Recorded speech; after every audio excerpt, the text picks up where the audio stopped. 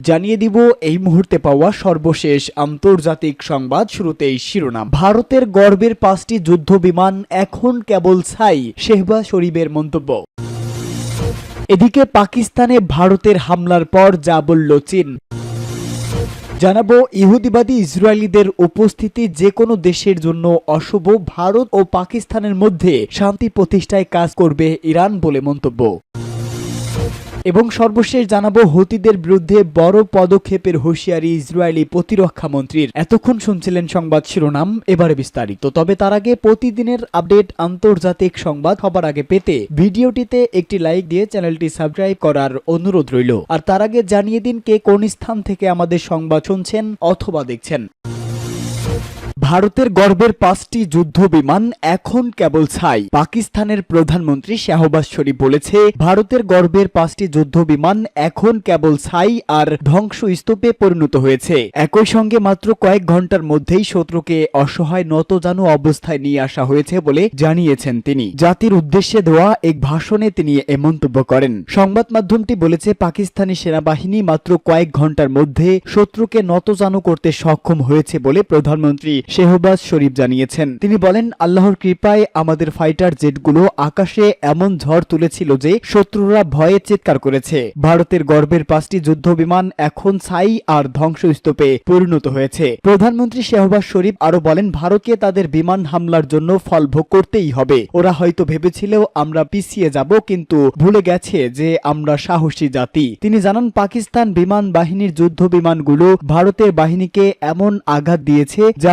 বহুদিনেও মেরামত করা যাবে না। শাহবাজ বলেন, ভারতের কাপুরুষোচিত হামলায় 26 নিরীহ বেসামরিক মানুষ নিহত হয়েছেন, 46 জন আহত হয়েছেন এবং আরো একটি শিশুর জানাজা পড়লাম। 7 বছরের ইর্তিজা আব্বাস। অবশ্য শাহবাজ 26 জন নিহত হওয়ার তথ্য জানালেও পাকিস্তানের সামরিক বাহিনীর মিডিয়া উইং আন্তঃবাহিনী জনসংযোগ পরিদপ্তরের মহাপরিচালক লেফটেন্যান্ট জেনারেল আহমেদ শরীফ 31 জনের মৃত্যুর তথ্য নিশ্চিত করেছে। এই ভাষণে প্রধানমন্ত্রী শাহবাজ শরীফ প্রতিশ্রুতি দিয়েছে, ভারতের বিমান হামলায় নিহতদের রক্তের প্রতিটি ফোঁটার বদলা নেওয়া হবে। তিনি বলেন, ওরা এমন এক কাপুরুষ শত্রু যারা নিরস্ত্র বেসামরিক নাগরিকদের উপর হামলা করে নিজেদের শক্তিশালী ভাবে, কিন্তু আমরা প্রমাণ করেছি যে পাকিস্তান আত্মরক্ষায় উপযুক্ত জবাব দিতে জানে। পুরো জাতি আমাদের সশস্ত্র বাহিনীর সাহস ও শক্তির প্রতি শ্রদ্ধা জানাচ্ছে। শাহবাজ শরীফ বলেন, পাকিস্তান আবারও প্রমাণ করছে যে প্রচলিত যুদ্ধক্ষেত্রে পাকিস্তানি বাহিনী শত্রুর তুলনায় অগ্রগামী। তিনি সেনাবাহিনী, নৌবাহিনী ও বিমান বাহিনীর শীর্ষ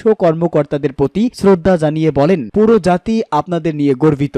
পাকিস্তানে ভারতের হামলার পর যা বলল চীন। ভারত পাকিস্তানের হামলা পাল্টা হামলায় দক্ষিণ এশিয়ায় নতুন করে উত্তেজনা ছড়িয়ে পড়েছে। বিশেষজ্ঞরা আশঙ্কা করছেন, পারমাণবিক শক্তিধর দুই দেশ আবারও পূর্ণাঙ্গ যুদ্ধে জড়িয়ে পড়তে পারে। এমন পরিস্থিতিতে এবার মুখ খুলেছে বিশ্বের অন্যতম পরাশক্তি চীন। দেশটি দুপক্ষকেই সংযম প্রদর্শনের আহ্বান জানিয়েছে। চীনের পররাষ্ট্র মন্ত্রণালয় এক বিবৃতিতে ভারত ও পাকিস্তানকে সংযমের আহ্বান জানিয়ে বলেছে, শান্তি ও স্থিতিশীলতাকে সর্বোচ্চ গুরুত্ব দিতে হবে। বিবৃতিতে বলা হয়, আজ সকালে ভারতের সামরিক অভিযানের বিষয়টি আমরা জেনেছি। বিষয়টি অত্যন্ত দুঃখজনক। চলমান পরিস্থিতি নিয়ে আমরা গভীরভাবে উদ্বিগ্ন। চীনের পররাষ্ট্র মন্ত্রণালয় আরো বলেছে, ভারত ও পাকিস্তান সবসময় একে অপরের প্রতিবেশী ছিল এবং থাকবে। তারা দুজনই চীনের প্রতিবেশী। চীন সব ধরনের সন্ত্রাসবাদের বিরোধিতা করে। আমরা উভয় পক্ষকে আহ্বান জানাই, শান্তি ও স্থিতিশীলতার বৃহত্তর স্বার্থে সংযম প্রদর্শন করুন এবং এমন কোনো পদক্ষেপ নেবেন না যা পরিস্থিতিকে আরো জটিল করে তুলতে পারে। উল্লেখ, কাশ্মীরের পেহেলগাঁওয়ে সন্ত্রাসী হামলার জেরে মধ্যরাতে পাকিস্তানের বিভিন্ন স্থাপনায় ক্ষেপণাস্ত্র হামলা চালায় ভারত। এর পাল্টা জবাব দেয় পাকিস্তান ও সীমান্তবর্তী এলাকাগুলোতে হামলা চালিয়েছে ইসলামাবাদ। ব্রিটিশ সংবাদ মাধ্যম রয়টার্স জানিয়েছে, ভারতীয় সেনাবাহিনী পাকিস্তানের 9টি স্থাপনায় হামলা চালিয়েছে। এতে অন্তত 8 জন নিহত এবং 35 জন আহত হয়েছেন। পাকিস্তান দাবি করেছে তারা ভারতের 5টি যুদ্ধবিমান ভূপাতিত করেছে, তবে ভারত এই দাবি এখনো স্বীকার করেনি। এছাড়া পাকিস্তানের হামলায় ভারতে 3 জন বেসামরিক নাগরিক নিহত হয়েছেন। ভারত ও পাকিস্তানের মধ্যে শান্তি প্রতিষ্ঠায় কাজ করবে ইরান। ইহুদিবাদী ইসরায়েলিদের উপস্থিতি যে কোনো দেশের জন্যই অশুভ বলে মন্তব্য।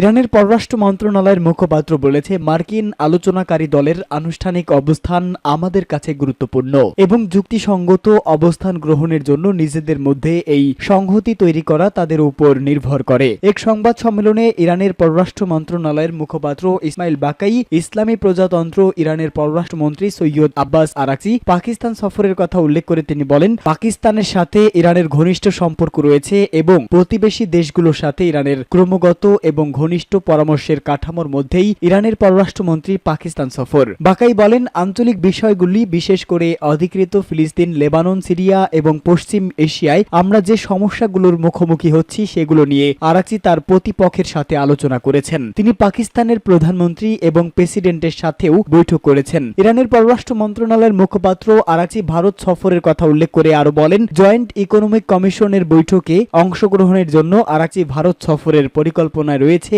এবং কয়েকদিনের মধ্যেই তা অনুষ্ঠিত হবে। হুতিদের বিরুদ্ধে বড় পদক্ষেপের হুঁশিয়ারি ইসরায়েলি প্রতিরক্ষা মন্ত্রীর। ইসরায়েলি প্রতিরক্ষা মন্ত্রী ইসরায়েল কাটস হুঁশিয়ারি উচ্চারণ করে বলেছে, ইয়েমেনের হুতিরা যদি ইসরায়েলের উপর হামলা অব্যাহত রাখে তাহলে তাদের উপর বড় ধরনের আঘাত হানা হবে। এক প্রতিবেদনে এ তথ্য জানিয়েছে ব্রিটিশ বার্তা সংস্থা রয়টার্স। সামাজিক যোগাযোগ মাধ্যম এক্সে ইসরায়েলি প্রতিরক্ষা মন্ত্রী ইসরায়েল কাটস বলেছে, যে কোনো হুমকি এবং যে কোনো শত্রুর বিরুদ্ধে ইসরায়েলকে নিজেদের রক্ষা করতে সক্ষম হতে হবে। তিনি বলেন, যদি হুতিরা আমাদের উপর হামলা অব্যাহত রাখে তবে ইসরায়েল তাদের উপর প্রচন্ড আঘাত হানবে। আইডিএফ যে কোনো অভিযানের জন্য প্রস্তুত। কাটস ইরানি কর্তৃপক্ষকেও সতর্ক করে বলেন, প্রক্সি সিস্টেম শেষ হয়ে গেছে, এখন খারাপ অক্ষ ভেঙে পড়েছে। তিনি ইরানের বিরুদ্ধে হুতিদের অর্থায়ন করার অভিযোগ তুলে বলেন, ইরান সরাসরি দায়ী। বৈরুতে হিজবুল্লাহ, গাজায় হামাস, দামেস্কে আসাদ এবং ইয়েমেনে হুতিদের বিরুদ্ধে নেওয়া পদক্ষেপের মতো পদক্ষেপ তেহরানেরও নেওয়া হতে পারে। এর আগে মার্কিন প্রেসিডেন্ট ডোনাল্ড ট্রাম্প ঘোষণা দিয়েছে, আমেরিকা ইয়েমেনে ইরান সমর্থিত হুতিদের উপর বোমা বর্ষণ বন্ধ করবে। তিনি আরো বলেন, গোষ্ঠীটি মার্কিন জাহাজে আক্রমণ বন্ধ করতে সক্ষম হয়েছে, তবে বিদ্রোহী গোষ্ঠীটি জানিয়েছে হুতি এবং মার্কিন যুক্তরাষ্ট্রের মধ্যে যুদ্ধবিরতি চুক্তিতে ইসরায়েল রেহাই দেওয়া অন্তর্ভুক্ত নয়। এরপরই গোষ্ঠীটি ইসরায়েলকে লক্ষ্য করে ড্রোন হামলা চালানোর দাবি করেছে।